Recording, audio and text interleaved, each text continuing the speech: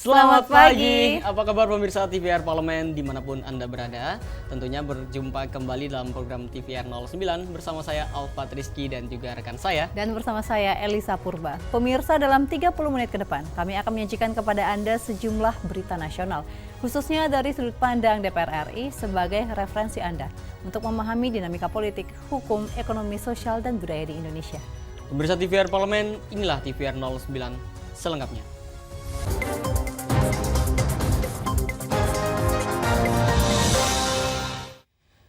Meninjau langsung kesiapan pelaksanaan pilkada serentak yang akan digelar pada November mendatang, Komisi 2 DPR RI menilai kesiapan Provinsi Riau patut dijadikan percontohan. Pasalnya, Provinsi Riau telah menyelesaikan penyaluran dana hibah pilkada kepada KPU Kabupaten sebanyak 11 dari total 12 kabupaten kota. Tinjau langsung kesiapan pelaksanaan pilkada serentak yang akan digelar pada bulan November mendatang. Komisi 2 DPR RI menilai kesiapan Provinsi Riau patut dijadikan percontohan. Pasalnya Provinsi Riau telah menyelesaikan penyaluran dana hibah atau NPHD pilkada kepada KPU Kabupaten di 11 dari total 12 kabupaten kota. Wakil Ketua Komisi 2 DPR RI Junimart Girsang mengatakan transfer dana hibah sudah hampir rampung. Hanya menyisakan satu kabupaten, yaitu Kabupaten Kepulauan Meranti. Cukup kami apresiasi tentang NPHD. Ya, Riau ini merupakan salah satu provinsi yang sangat bersinergi ya dengan penyelenggara pemilu, dengan Polda, dengan Kejati dalam rangka NPHD. Ini kami apresiasi dan ini tentu menjadi percontohan kepada provinsi lain. Nah, tolong ini disampaikan juga ya kepada melalui mass media ya supaya Riau ini menjadi percontohan. Sementara itu, anggota Komisi 2 DPR RI Arsyad Juliandi Rahman meminta Pemprov Riau dan penyelenggara pemilu gencar melakukan sosialisasi terkait pilkada agar tingkat partisipasi masyarakat dalam pesta demokrasi tersebut dapat maksimal. Nah, sekarang tentu kita dorong penyelenggara dan termasuk kita sebagai stakeholder Komisi 2 ini dan termasuk Kementerian Dalam Negeri itu kita terus melakukan sosialisasi kepada masyarakat mengenai tahapan pemilu kada, ya, tahapan pemilu kada dan. Teresia Butar-Butar, TVR Parlemen melaporkan. Pemirsa, untuk memenuhi kebutuhan industri pengolahan ikan di Kota Palembang, ketersediaan bahan baku ikan segar perlu menjadi perhatian Kementerian Kelautan dan Perikanan. KKP didorong membuat pelatihan budidaya ikan, khususnya bagi masyarakat Sumatera Selatan. Untuk memenuhi kebutuhan industri pengolahan ikan di Kota Palembang, ketersediaan bahan baku ikan segar perlu menjadi perhatian Kementerian Kelautan dan Perikanan. Oleh karena itu, KKP didorong membuat pelatihan budidaya ikan khususnya bagi masyarakat Sumatera Selatan. Anggota Komisi 4 DPR RI Hermanto mengungkapkan suplai bahan baku pempek berkualitas tinggi khususnya ikan tenggiri dan belida mulai tersendat. Untuk itu, KKP perlu melakukan pembinaan budidaya ikan menggunakan teknologi untuk membuka lapangan pekerjaan dan meningkatkan perekonomian masyarakat. Industri ini membutuhkan dua jenis ikan yang sangat dominan untuk membuat pempek ini. Yang pertama itu adalah ikan belida, yang kedua itu adalah ikan tenggiri. Nah, kabarnya bahwa di masyarakat itu suplai dari kedua jenis ikan ini itu kurang mencukupi untuk sebagai bahan olahan di pempek ini.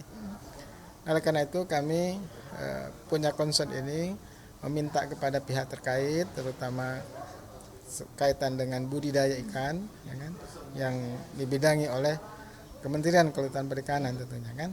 Nah, kami minta supaya kementerian bisa menciptakan teknologi budidaya ikan bisa menghasilkan produk ikan yang lebih banyak dan bisa terserap di industri pempek ini. Sebelumnya ikan tenggiri dan belida mayoritas diperoleh dengan cara tangkap lepas, sehingga musim dan kondisi cuaca sangat berpengaruh terhadap hasil tangkapan serta harga ikan. Nur Fuad, TVR Parlemen, melaporkan. Pertumbuhan ekonomi di Jawa Tengah terus alami pertumbuhan yang positif. Terkait hal ini, OJK dan juga Himbara diharapkan dapat memberikan perhatian yang lebih terhadap pelaku UMKM dan sektor pertanian. Ya, dan informasi selengkapnya akan kami hadirkan usai jeda. Tetaplah bersama kami.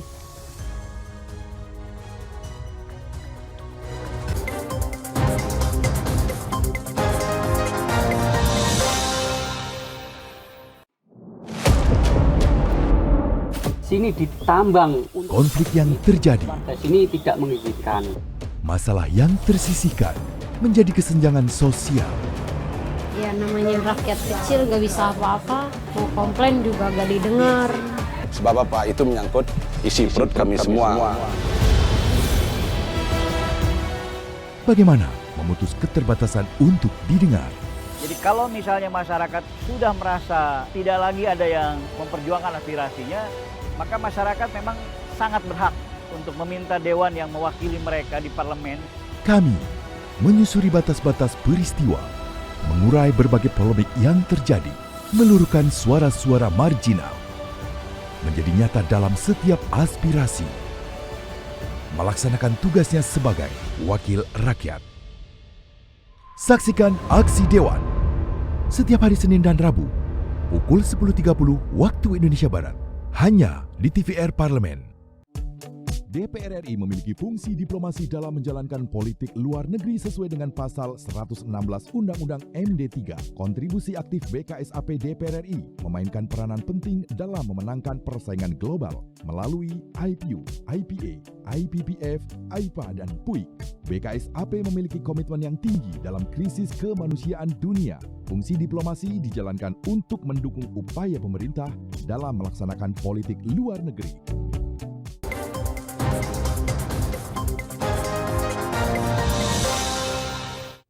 Anda masih menyaksikan TVR 09. Pemirsa, Komisi 11 DPR RI mengapresiasi peran Otoritas Jasa Keuangan dan Himpunan Bank Milik Negara dalam memperkuat respons dan implementasi industri jasa keuangan serta pertumbuhan ekonomi di Provinsi Jawa Tengah. Komisi 11 DPR RI mengapresiasi peran Otoritas Jasa Keuangan dan Himpunan Bank Milik Negara dalam memperkuat respon dan implementasi industri jasa keuangan serta pertumbuhan ekonomi di Provinsi Jawa Tengah. Wakil Ketua Komisi 11 DPR RI Fatan menilai pertumbuhan ekonomi di Jawa Tengah terus mengalami pertumbuhan yang positif. Ia mendorong OJK dan Himbara dapat memberikan perhatian yang lebih terhadap pelaku UMKM dan sektor pertanian. Tentu kita memotret secara utuh pertumbuhan ekonomi Jawa Tengah, perkembangannya, bagaimana UMKM hidup, kemudian bagaimana sektor konsumsi, perdagangannya, dan lain sebagainya. Saya melihat bahwa Himbara telah bekerja dengan baik, OJK juga telah mendorong situasi kondusif, beberapa hal yang menjadi atensi kita misalnya pertanian, UMKM, kita dorong supaya porsinya lebih besar sehingga memberikan kontribusi pada pertumbuhan UMKM. Sementara itu, anggota Komisi 11 DPR RI Mustafa mengatakan OJK dan Himbara mampu memenuhi target capaian dana pihak ketiga atau DPK yang sangat bagus pada triwulan pertama. Kalau melihat paparan secara utuh dari seluruh bank Himbara, baik mulai dari Mandiri, BRI, BNI, BTN, baik secara growth-nya, pertumbuhannya, termasuk tingkat kesehatannya, dan juga capaian-capaian DPK-nya, ini semuanya hampir rata-rata sudah bagus. Dan juga target untuk laba di triwulan pertama menunjukkan semua growth-nya sangat baik. Bondan Imana, TVR Parlemen, melaporkan. Pemirsa, Komisi 6 DPR RI dorong pemerintah lakukan efisiensi penggunaan APBN di tengah eskalasi konflik Iran-Israel agar perekonomian nasional tidak terdampak lebih jauh. Anggota Komisi 6 DPR RI Mahfud Abdurrahman mendorong pemerintah melakukan efisiensi penggunaan APBN di tengah eskalasi konflik Iran-Israel agar perekonomian nasional tidak terdampak lebih jauh. Mahfud menyebut dampak ekonomi yang paling signifikan dari perang Iran-Israel adalah potensi kenaikan harga minyak dunia, di mana Iran merupakan salah satu produsen minyak terbesar di dunia, sementara Israel memiliki pengaruh besar di kawasan Timur Tengah yang kaya akan cadangan minyak. Artinya kalau ini kan efek yang nggak bisa dihindari ya dari luar. Seperti halnya juga efek dari perang Ukraina sama Rusia. Itu juga punya efek pada batu bara, mungkin juga pada minyak. Karena kebetulan kan mereka itu produsen minyak kan, kayak Rusia, apa segala macam, Iran kan gitu. Itu pasti punya pengaruh kan gitu. Ya mungkin efisiensi sih ya harus punya keberanian sih. Keberanian pemerintah bisa meninjau kembali budget-budget yang ada kan itu banyak, sehingga memang betul-betul ketika ada situasi begini kan harus punya daya tahan yang kuat. Berdasarkan data Kementerian Energi dan Sumber Daya Mineral pada tahun 2022, Indonesia mengimpor 22,7 juta kiloliter minyak mentah dan 22,9 juta kiloliter produk minyak jadi. Dengan tingkat ketergantungan yang tinggi terhadap impor minyak, kenaikan harga minyak dunia akan meningkatkan beban subsidi energi pemerintah dan menekan anggaran negara. Rifki Makdudi, TVR Parlemen, melaporkan. Komisi 4 DPR RI tinjau langsung kondisi pangan masyarakat Manggarai Barat guna memastikan kebijakan dan dukungan pemerintah pusat terhadap daerah dapat terimplementasikan dengan efektif. Komisi 4 DPR RI melihat langsung kondisi pangan masyarakat Manggarai Barat guna memastikan kebijakan dan dukungan pemerintah pusat terhadap daerah dapat diimplementasikan dengan efektif. Ketua Komisi 4 DPR RI Sudin menekankan pentingnya dukungan infrastruktur dan sumber daya lokal untuk memajukan sektor pangan di daerah. Terkait dengan pengembangan pengolahan lahan, Sudin menyebutkan bahwa telah ada beberapa permintaan spesifik untuk alat pertanian modern, seperti mesin pemanen kombinasi. Komisi 4 mengunjungi Kabupaten Manggarai Barat, ya, ini didampingi oleh teman-teman dari Komisi 4 untuk melihat langsung situasi pangan dan lain-lain. Karena kebetulan mitra Komisi 4 itu ada di kelautan, ada di kehutanan, ada di Kementerian Pertanian. Jadi kami juga maunya wisata di Manggarai Barat ini ditunjang oleh suplai pangan dari lokal setempat. Itu yang kami harapkan. Nah, tadi ada beberapa permintaan, segera juga akan kami usulkan ke kementerian supaya segera terwujud. Misalnya tadi Pak Bupati mengatakan minta combine, langsung disetujui dengan ketentuan setiap barang pemerintah yang diberikan bantuan kepada daerah dijaga dengan baik. Lebih lanjut, Sudin juga mengatakan terkait kelangkaan pupuk, pihaknya akan segera mengusulkan ke Kementerian Pertanian agar mendistribusikan 9,5 juta ton pupuk bersubsidi untuk masyarakat. Rizky Kurniawan, TVR Parlemen, melaporkan. Pemirsa, keberadaan judi online kian marak menjerat masyarakat Indonesia. Dan berdasarkan data Kementerian Komunikasi dan Informatika, sebanyak 2,7 juta warga Indonesia terperangkap dalam jeratan judi online. Dan informasi selengkapnya tetaplah di TVR 09.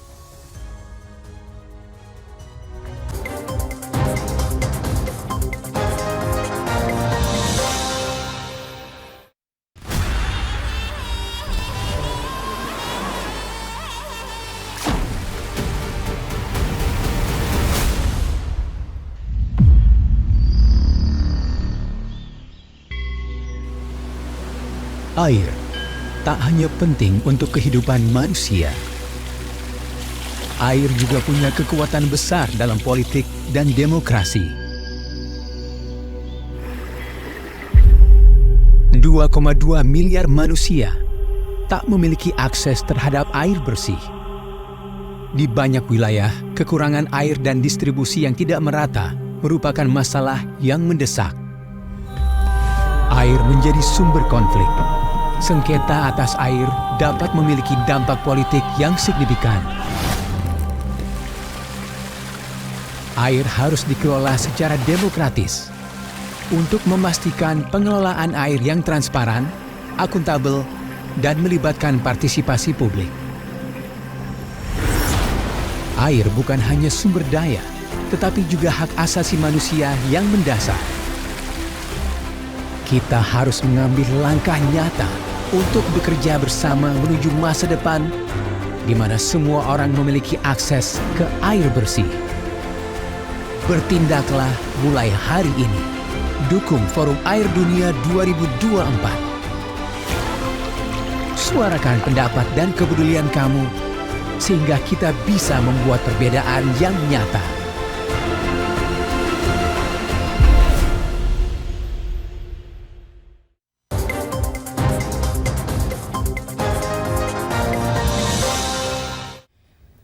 Kembali pemirsa di TVR 09. Ya, pemirsa, pemerintah Indonesia telah membentuk satuan tugas guna memberantas judi online yang telah resmi dibentuk pada bulan April. Satuan tugas ini terdiri dari beberapa kementerian dan juga lembaga, yaitu Kementerian Kominfo, kemudian juga Otoritas Jasa Keuangan, Kementerian Keuangan, Kepolisian, dan juga Kejaksaan. Dan pemirsa, saksikan informasi selengkapnya dalam segmen Lensa Parlemen untuk Anda.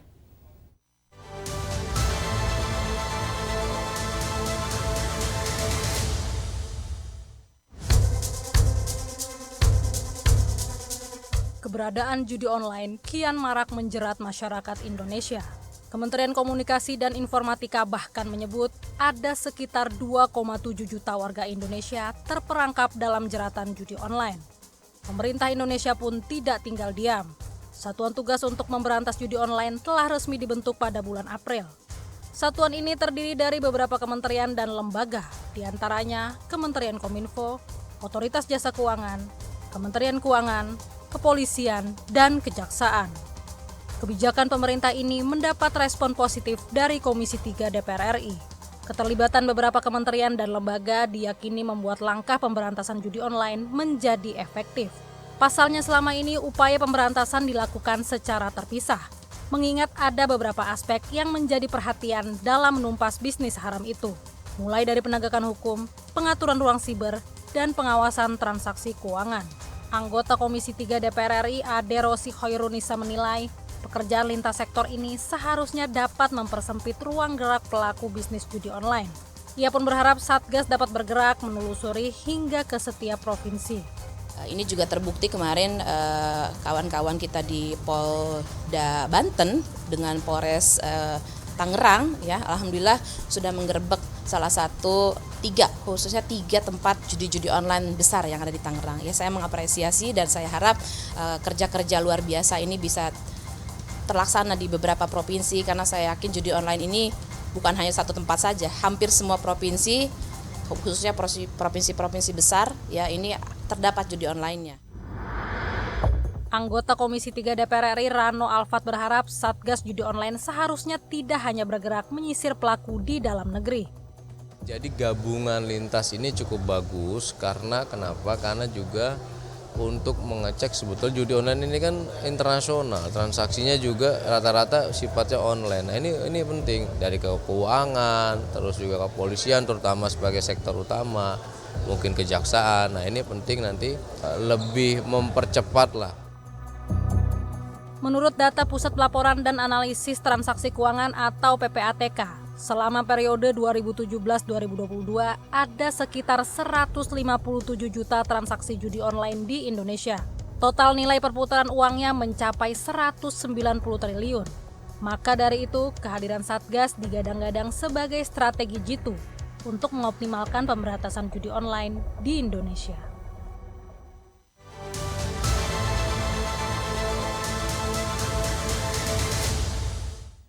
Pemirsa, anak-anak merupakan generasi penerus bangsa yang tentu menjadi aset berharga yang turut berpengaruh bagi masa depan bangsa.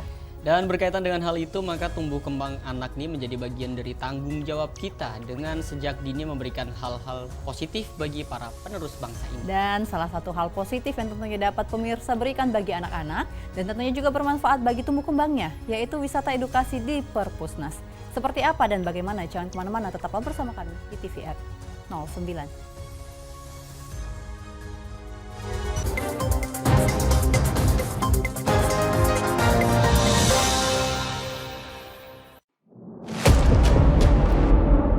Sini ditambang. Konflik yang terjadi. Warga sini tidak mengizinkan.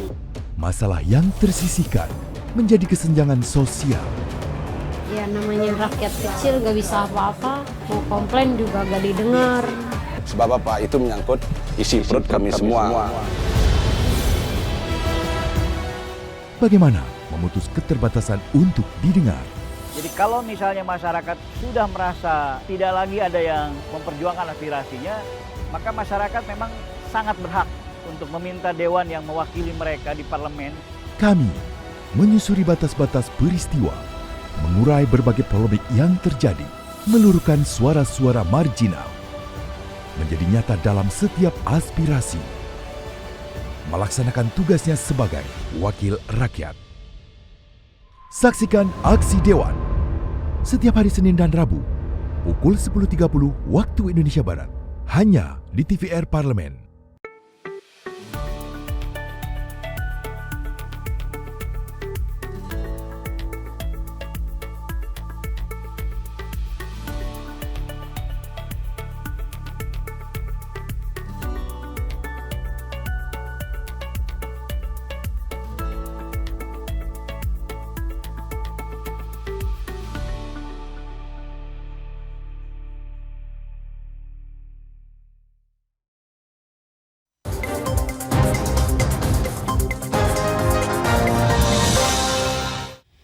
Terima kasih pemirsa, Anda masih bersama kami di TVR 09.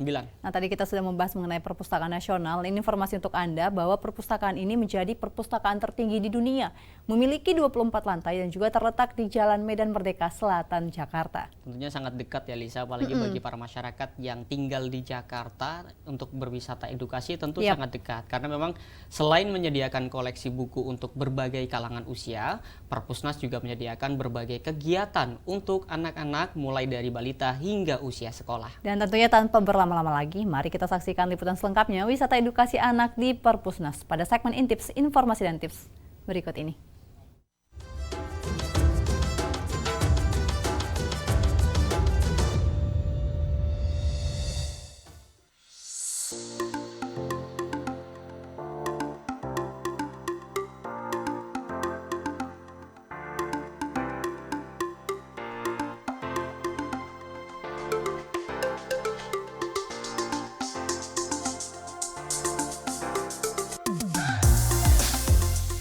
Pemirsa Intips, anak-anak adalah aset bangsa yang akan menjadi pemimpin di masa depan.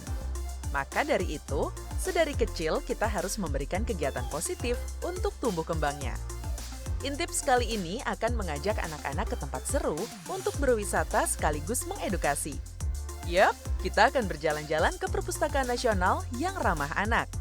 Perpustakaan yang beralamat di Jalan Medan Merdeka Selatan, Jakarta ini menyediakan banyak kegiatan yang bisa dilakukan oleh anak-anak. Apa saja ya kira-kira? Yuk kita intip selengkapnya.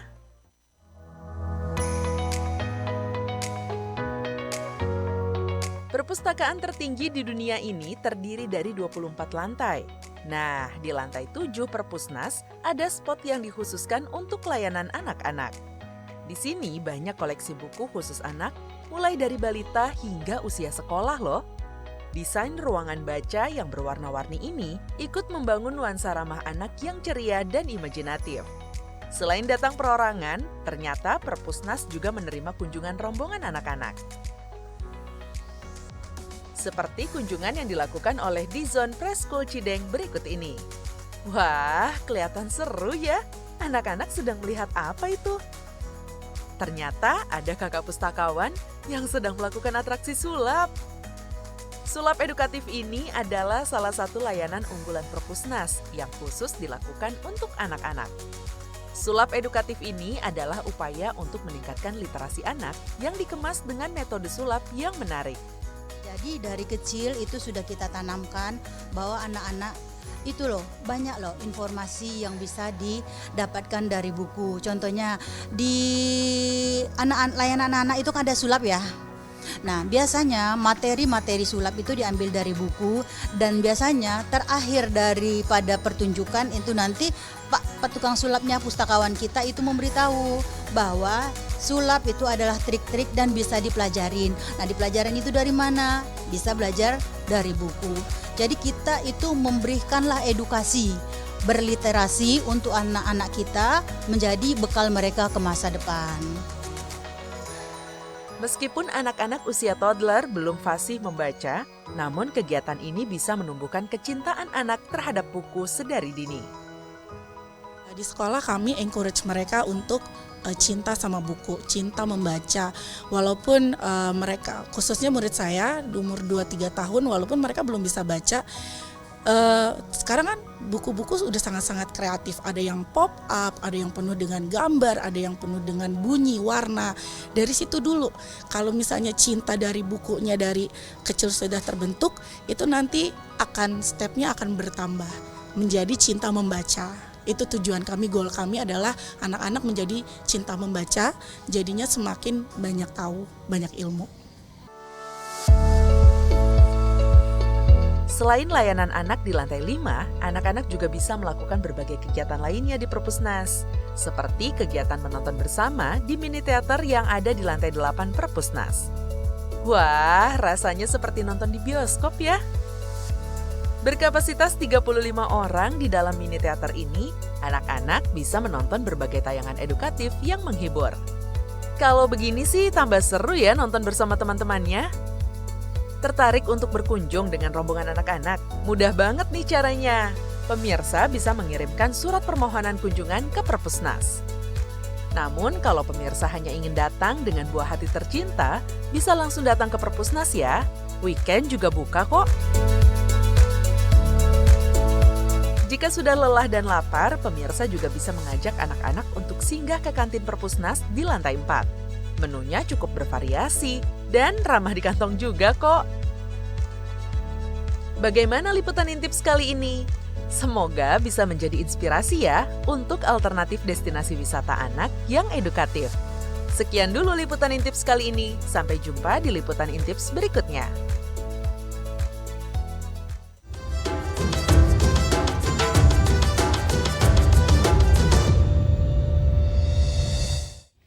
Dan pemirsa, informasi tadi sekaligus menutup jumpa kita pada pagi hari ini, dan kami informasikan kepada Anda bahwa saat ini DPR RI sedang memasuki masa reses di mana seluruh anggota Dewan kembali ke daerah pemilihannya masing-masing. Namun meskipun sedang dalam masa reses pemirsa, program DPR RI lainnya masih dapat Anda saksikan secara langsung di TVR Parlemen melalui tvrparlemen.dpr.go.id. Dan pemirsa TVR Parlemen, demikian TVR 09 edisi pagi ini. Kami segenap kru TVR Parlemen yang bertugas mengucapkan terima kasih telah menyaksikan TVR 09 pagi ini. Saya Alfat Rizky dan juga rekan saya Elisa Purba. Sampai bertemu kembali di TVR 09 selanjutnya. TVR Parlemen, Referensi Indonesia.